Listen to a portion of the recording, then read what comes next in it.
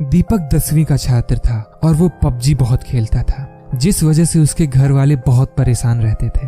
वो अक्सर पबजी में ऑटो मैचिंग करके खेलता था। इस तरह से वो गेम भी खेल लेता और नए फ्रेंड्स भी बना लेता था। इसी तरह एक दिन ऑटो मैचिंग के दौरान उसकी मुलाकात रोहन से हुई। रोहन भी पबजी का दीवाना था और दिन भर फोन में लगा रहता था। चूंकि ये दोनों इस गेम में बहुत अच्छे थे, इस वजह से इन दोनों की बहुत बनती थी और जल्द ही दोनों अच्छे दोस्त बन गए। धीरे धीरे वक्त बीतता गया और इन दोनों का गेम से नशा भी बढ़ता चला गया।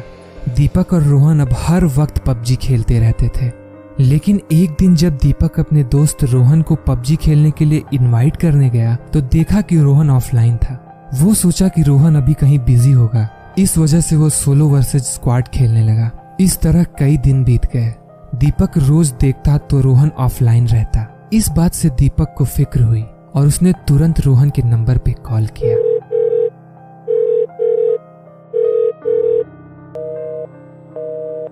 नथिंग। वहां से कोई कॉल रिसीव नहीं कर रहा था। दीपक ने दोबारा कॉल किया। हेलो, मुझे रोहन से बात करनी है। नथिंग। उधर से कोई आवाज नहीं आ रही थी। दीपक ने फिर से कहा, हेलो, क्या मेरी बात रोहन से हो सकती है? अचानक दूसरी तरफ से किसी के सिसकने की आवाज आने लगी। क्या हुआ? क्यों रो रही हैं आप? दीपक घबरा के बोला।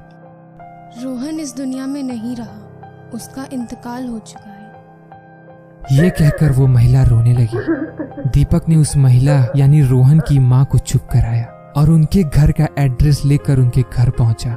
जब दीपक रोहन के घर पहुंचा तो वहां हर जगह मातम फैला था। तभी वहां रोहन के पिता आए। दीपक ने जब उनसे पूछा कि क्या हुआ था तो रोहन के पिता ने सब कुछ बताया, जिसे सुनकर दीपक घबरा गया।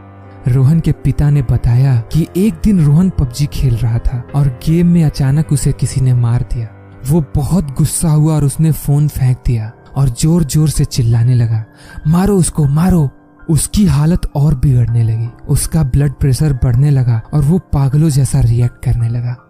ये कहते हुए रोहन के पिता रोने लगे। फिर क्या हुआ? रोहन ने पूछा। और फिर वो शांत हो गया और जमीन पे गिर गया।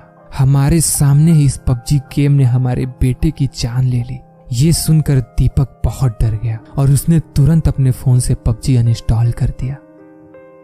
तो दोस्तों, ऐसा नहीं है कि गेम खेलना गलत बात है, मगर हमें ये बात ध्यान में रखनी चाहिए कि हम गेम्स तब तक ही खेल रहे हैं जब तक कि हम उस गेम को कंट्रोल कर रहे हैं, ना कि वो गेम हमें कंट्रोल कर रहा है।